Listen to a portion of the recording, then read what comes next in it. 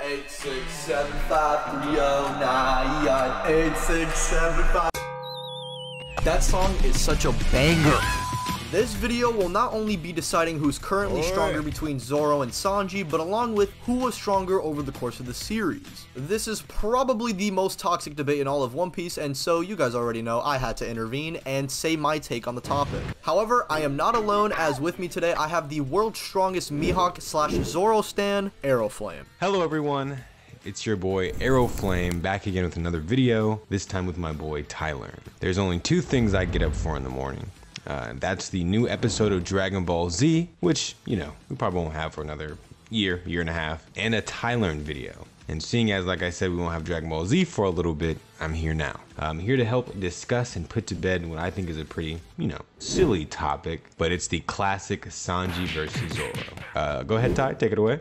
To start off, I'll be looking at who was superior in pre-time skip. Zoro during Bararati, I think that's how you pronounce it, I'm sorry if I slandered the name, was shown way more impressive feats than Sanji, with them both seemingly being relative in Arlong Park, but the catch here is that Zoro is crippled from the Mihawk fight. So you could say a normally healed Zoro would fold Sanji, which makes sense since we see a full HP Zoro and Whiskey Peak being relative to Luffy in power. Then we get to Alabasta, with the hierarchy starting to be established within the Straw Hats. Sanji defeats the second strongest goon of Crocodile, while Zoro defeats the strongest. Zoro during this battle as well grew more powerful, while Sanji was already kind of above Bon Clay, but then he got the jump on Sanji. Mr. 2 has also briefly fought Mr. 1 with him not doing any damage, so Zoro would just fold Sanji in this arc. As for Skypiea, Sanji unironically performs a pretty crazy feat against Enel, which would show him maybe being above Zoro, but the only reason I say maybe is because Zoro doesn't do anything in the arc and they both kind of get slammed, but Sanji does this feat. But it's also weird because Sanji knew that he couldn't do anything, so he just, like, I guess kind of died to Enel. This feat as well at best would mean Sanji has better travel speed, which is kinda already true. But more than likely they're just probably relative,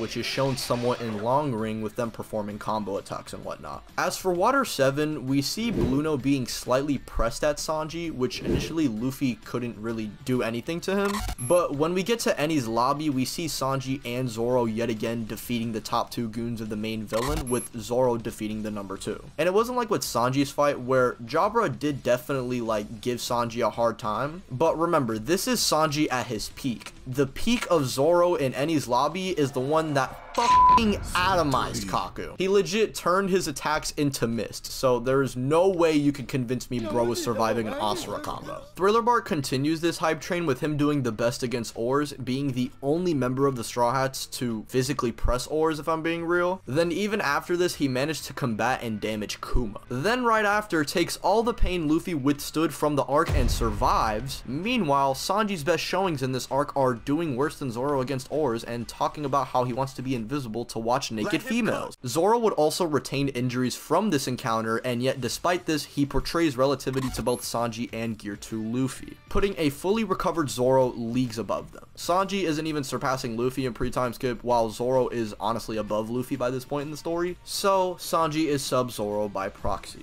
Now, when a time skip rolls around, we see these two portrayed to be somewhat comparable to one another. However, it was said in a Viver card, which applies up to Dressrosa, Zoro is the second strongest in the crew. Arguable wording used within the Viver card. When we talk about the Whole Cake Island arc though, that's where it gets a little bit tricky, since Sanji from the Whole Cake Island arc would probably fold Dressrosa Zoro, but I don't think it's honestly a fair match. Zoro's never even went all out. At the most, he used armament hockey against Pika, who he mid-diffed, and Zoro isn't even in the Whole Cake arc. It's really at that point in the series where we really start to see other characters start to power cliff. Sanji here was portrayed to be relative to Gear 3 Luffy, and could even beat the fuck out of Oven, who does draw blood from Katakuri. Take that for what you will. So he does probably win, but again, this is cheap for him, especially considering the fact that Zoro doesn't really have any feats around this time, and like I said earlier, he hasn't even gone all out.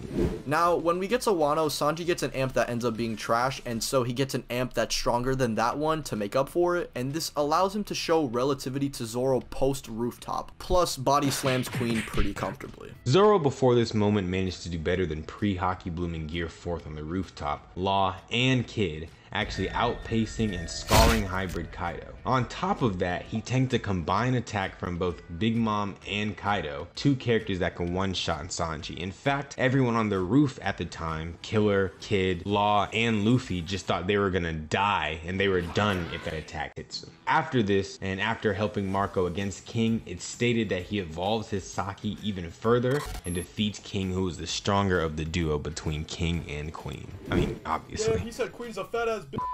Not only would an Asura Zoro slam Sanji, but King Fight Zoro would slam Asura Zoro, and obviously a full HP Advanced Conqueror Zoro is slamming that Zoro. Zoro is one-shotting Sanji, and it's not even close.